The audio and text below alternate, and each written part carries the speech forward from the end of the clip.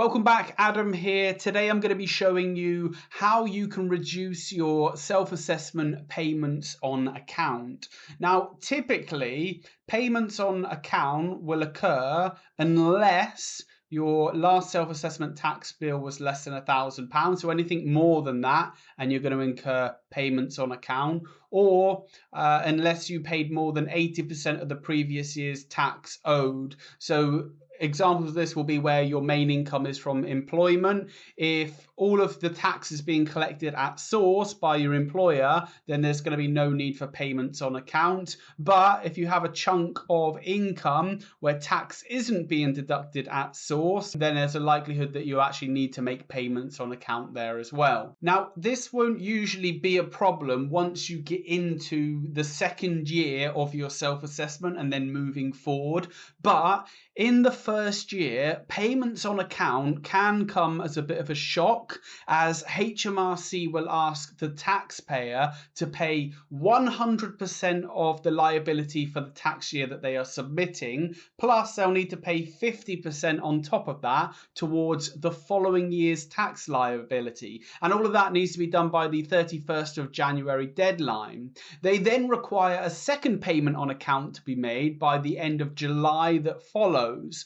This often means that the unknowing taxpayer has to pay thousands more than they were actually expecting. The good thing about these payments on account, though, is that when you do get into your second tax year and then beyond that, your two payments on account will be deducted from your overall liability, meaning that by the time you reach the 31st of January deadline each year, the bulk of your tax liability will have already been paid, and then you're normally just left with either a small balancing payment or a small refund. That assumes that you earn a similar amount in the tax year. But like I said, though, in that first year, having to pay 150% of the liability you were expecting and then pay another 50% in 6 months' time can come as a shock. So how about reducing or removing a payment on account altogether? Now, to do this, you'll want to progress to the end of the self-assessment tax return, and you can see here,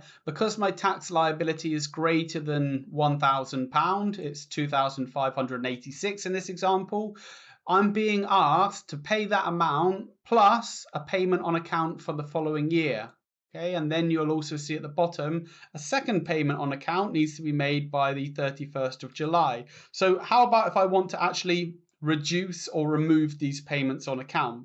You need to continue on past the calculation page, and then there's an option. Are you claiming to reduce your 22-23, which is the following tax year, payments on account? You'll need to say yes to this option here, and then you'll be able to give a figure for the payments on account. So in my example, it was my tax liability was close to £2,400, and it was going to ask me to make £1,200, that's 50% of that tax liability, as payments on account. So I can reduce those payments on account down to any amount I want. If I select £500 here, it's going to ask me to pay £500 payment on account by the 31st of January, and then another £500 by the 31st of July that follow. To remove the payments on account altogether, of course, you can enter a 0 in this box here, meaning no payment on account for January and no payment on account the following July either. You'll also need to provide a good reason below in this white space why you're actually reducing that payment on account. So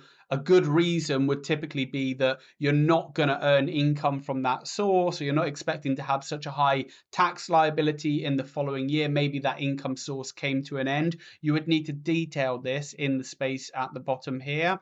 And then I don't believe it will actually let you continue unless you give a reason. So you need to explain why you're making that claim to reduce your payment on account, and then you'll be able to save and continue. And you can see, if I return to the calculation page, my payment on account for January and my payment on account for July have actually been removed now. Now, just a very quick caveat with this. You're asked, first of all, to give a reason why you're reducing your payments on account. So make sure that's a good reason.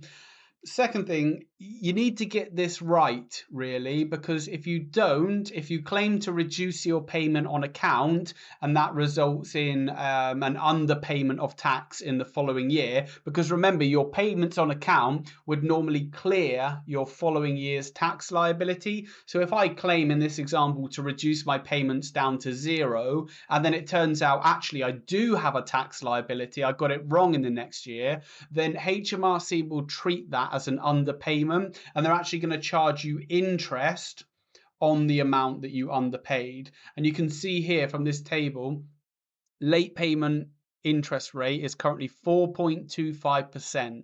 So if you've underpaid, then they're going to charge you 4.2%, 4.25% on the underpayment amount. So just bear this in mind when reducing your payments on account. That was how to reduce your payments on account on a self-assessment tax return. Thank you as always for watching. See you next time.